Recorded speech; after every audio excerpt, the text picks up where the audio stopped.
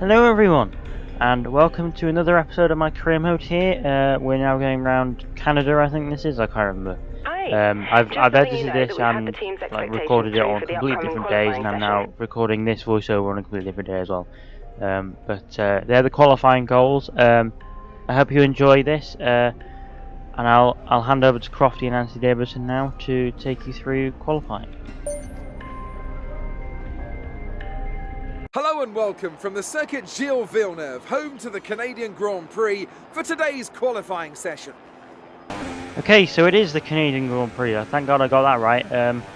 I was a bit nervous then that I didn't get the right track, and that would have been very embarrassing indeed. But hopefully we can have a better result this weekend than we did the last weekend. Obviously it was a DNF. Me being a rookie cookie, as someone would say. Some people will get that reference, some people won't.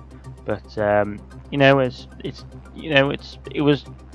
Let's just say it wasn't very nice to have to DNF in that kind of manner, really. And it wasn't really.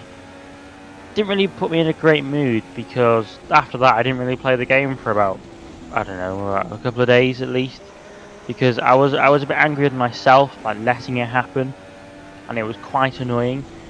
And it shouldn't have happened really, because I got that far into the race and I thought, right, I'm getting into the groove now. It was like, it was at that point in the race where you think, right, I better start concentrating now.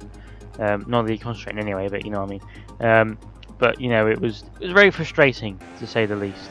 But anyway, moving on to this race now, and we're now in qualifying 3, because as you've seen, we've comfortably got through in both qualifying sessions.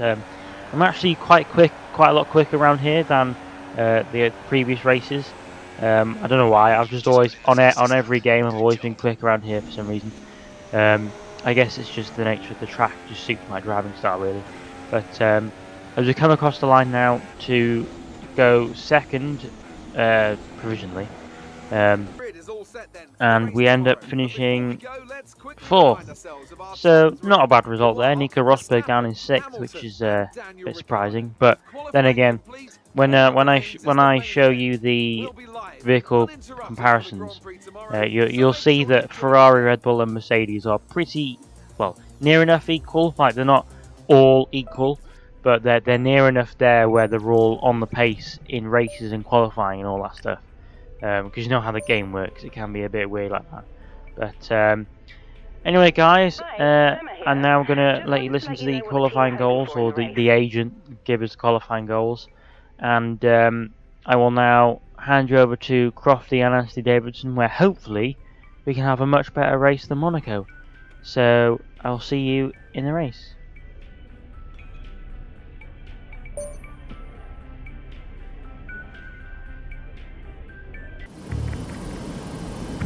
There is, as I look out of my commentary box window, a very large and very excited crowd here today, eagerly anticipating another memorable race. Lewis Hamilton took his maiden win on this circuit in 2007. Jenson Button came from last place to win here in 2011. And there's certainly no shortage of drama on offer here at the Canadian Grand Prix.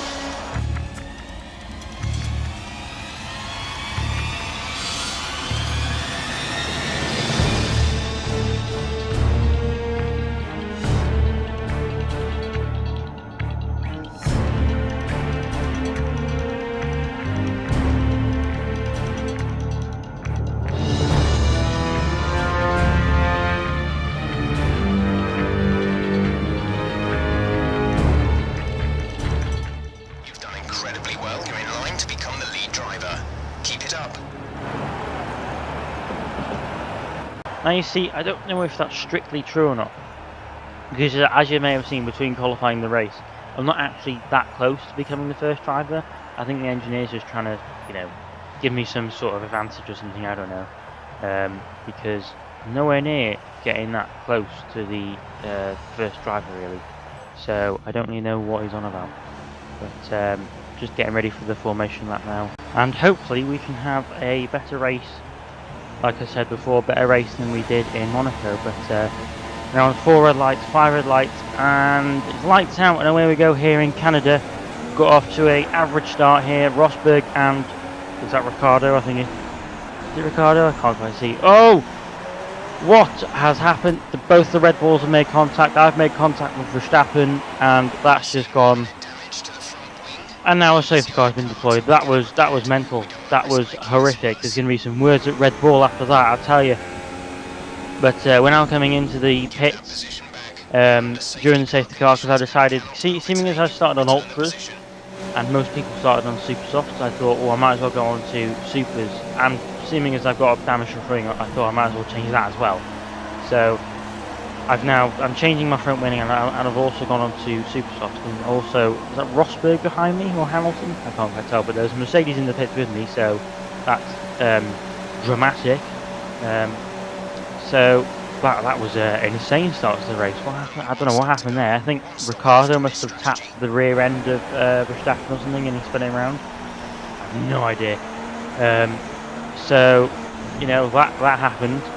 We're now just going to go to the end of the safety car because the safety car was up for far too long than I don't even know why it came out in the first place. Really, I think it might have been from Ricardo. I don't know. It probably would have been, but you know, it was an insane crash. I don't know what happened there, but as we now go on to the restart, we're now going to take it really easy through the last chicane, past all the champions, and now right behind a Manor, Harrianto.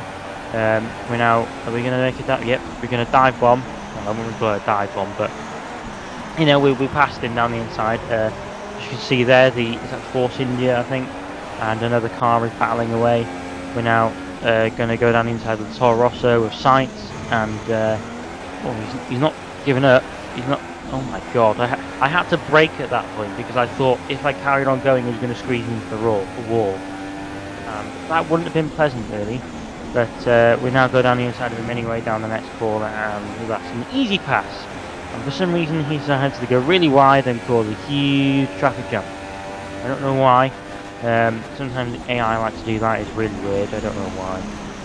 But there's now a huge pile up at the last corner, and we've now got a run on Magnussen. Is that Magnussen? Yeah, it's Magnussen. We now go to overtake him down the inside of the two Force Indias, maybe.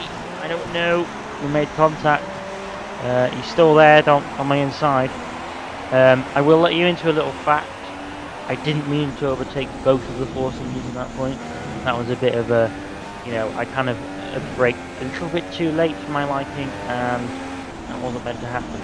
But we've passed a Toro Rosso and another car. I can't remember what it was. I think it was a Renault. But we're now onto the end of lap 6 now. We're now going to get to overtake the Gutierrez into the final corner, maybe. Yep, we've just about stopped the car into the final corner, and we're now up into 9th. So it's not taken as long to get back up into the points, really. I mean, I know we're in one of the fastest cars in the grid, but you know, it shouldn't take us that long to get back up into the points. We now have DRS on a McLaren. This should be easy. Yep, there we go. I came from so far back and I still managed to overtake him. But both the Williamses have slowed each other down, and they've basically made themselves lose 2 positions by fighting over 1 position, and they are noobs. So because of that, they've lost a few positions. Sorry if I'm now talking a little bit quiet, as there's another safety car, which is quite funny. Sorry if I'm talking quite quiet. It's because I'm recording this section now. The bit after I said that the 2 Williamses were noobs, it's because I'm recording this at 10 past 2 in the morning. So I need to get this done quickly. So sorry if I'm not, sounding too enthusiastic as I do another pit stop for soft tyres, because I felt like, the softs are mandatory tyres for this race, I think. So I needed to put them on at some point, and another safety car, and I was going to stop anyway in the next couple of laps. So the safety car has kind of helped me with that, really. So 2 safety cars in 1 race. How many more will there be?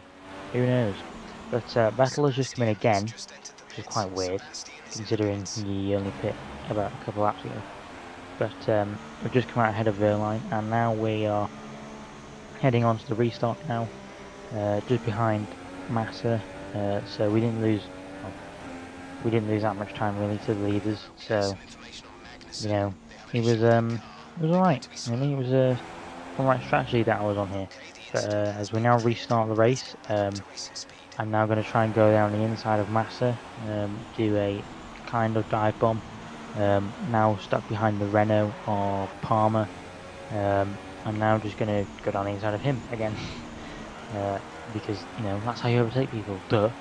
I don't know what I'm on about. But I think I'm just trying to fill in for most of this race because, but as the Haas and I think that's another Sauber get in the way of each other, and now they are. No, it's Toro Rosso. Sorry. As we now overtake the Haas and the Sauber at the same time, so that's good. And now we're on the back of Sainz again. Going to try and overtake him into the hairpin. Just go down the inside, and that should be move done, unless he hangs it down the outside. No, it's move done. So that was an easy move, really. So now we cut on to lap 19, and Sergio Perez is out of the Grand Prix. Well, interesting turn of events. Let's see what happened. So he was going through this corner, side by side of the McLaren, and he just understeered into the wall and lost his tyre. Well done, Sergio. Well done. I mean, how can you manage to do that? I don't know. But at this point, this is a few laps further on, and I was losing a lot of time to Verstappen behind me, and I was losing a lot of time to Hamilton running as well. So I decided to pit for ultra softs, go for a blast before the end of the race, and see what happens. So you don't know, it could happen. I was thinking at this point that I could probably catch Verstappen, as we almost lose third place there, but we just about get ahead of Bottas. So not the greatest thing ever, but as you can see here, the gap to Verstappen is now, is that 10 seconds? I can't quite see in the preview. I'm sure one of yours will be in the comments below. It's 10 seconds. As now we cut onto the last lap of the race, Hamilton wins the race, and that now puts him further in the head of the championship, probably. We couldn't quite catch Verstappen. I think the gap was 7 seconds in the end, but I'm quite happy with third. Third place is a very respectable result.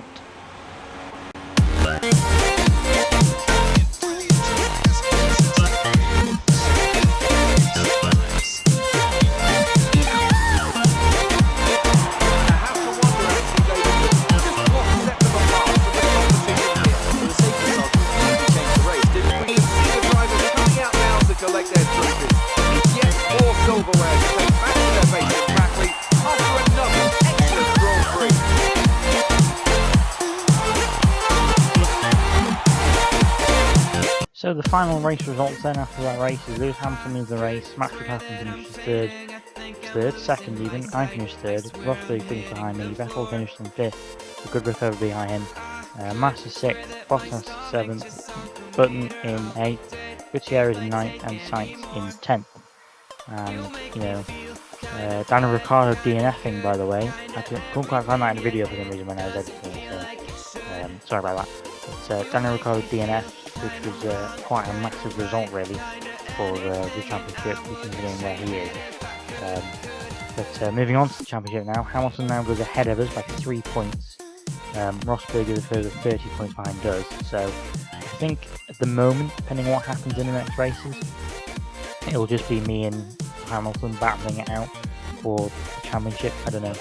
But and in the constructors, Mercedes are now 18 points ahead of Ferrari, who are a long way ahead of Red Bull. So if you enjoyed this episode, please leave a like and a comment. I will see you next time in Baku, I believe. So goodbye.